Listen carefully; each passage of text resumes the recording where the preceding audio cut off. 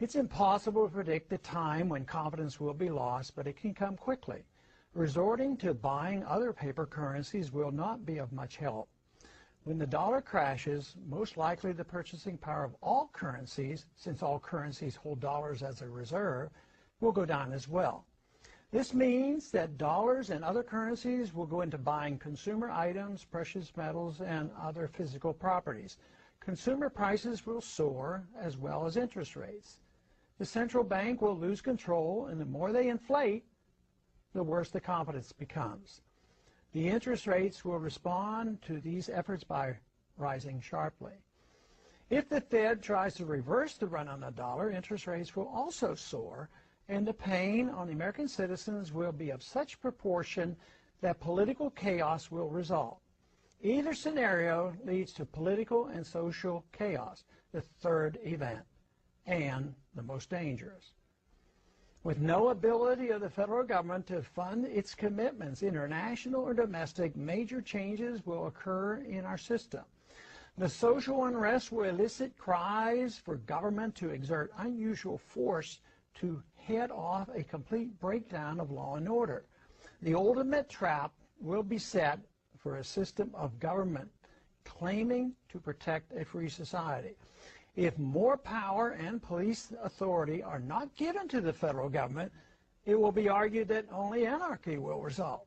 If more government policing power is given, it will mean a lethal threat to civil liberties. Already, we have permitted the notion that a single person, the Attorney General or the President, can decide who is an enemy combatant, thus denying that individual the right of habeas corpus, permitting indefinite detentions without charges made. This attitude towards civil liberties has changed significantly since the fear built around 9/11. Yes, I know, declaring one an enemy combatant is reserved only for the radical Muslims engaged in terrorism against the United States. To be reassured by this reasoning is quite dangerous and naive. Logic should not lead us to equate suspects with terrorists and include American citizens, and yet this has already been set by precedent.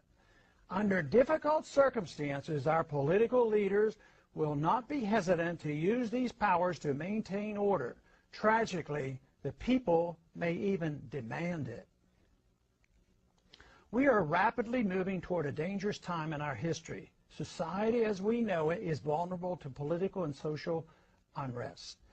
This impending crisis comes as a consequence of our flawed foreign and domestic economic policies, a silly notion about money, ignorance about central banking, and ignoring the onerous power and mischief of out-of-control intelligence agencies.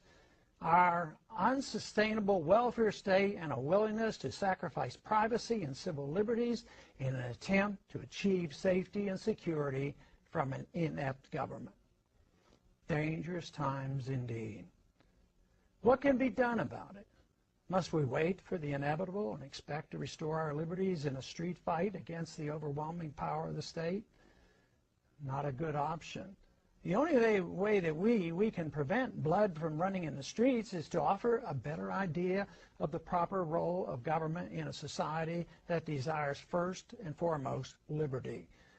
And that is impossible without a firm commitment by our thought leaders to the ideas of freedom, the source of all creative energy and prosperity.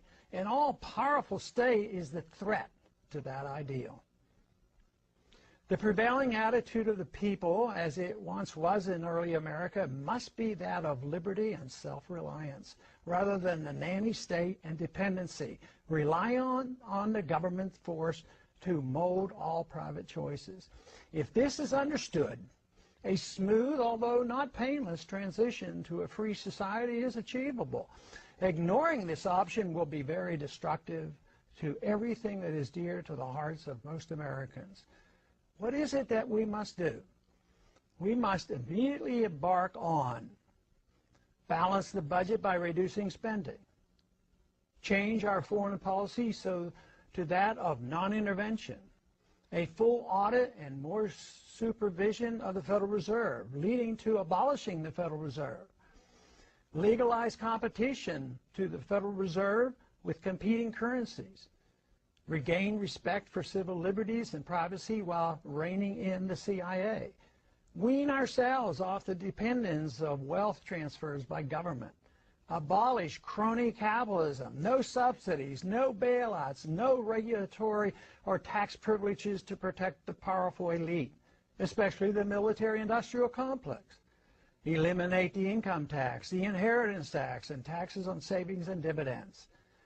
None of this can happen without the restoration of Congress to its dominant position of the three branches of government, as was originally intended by the Constitution.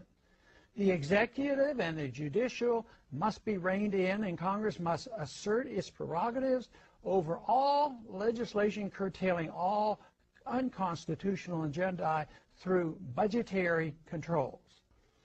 Signs abound that angry Americans are now more ready than ever before for a change in direction that is indeed real. If this program were improvised, even suddenly and dramatically, the adjustment, though significant and to a degree somewhat painful, would be much shorter and of minor consequence compared to the chaos and poverty that will result if we refuse to change our gluttonous appetite for a free lunch.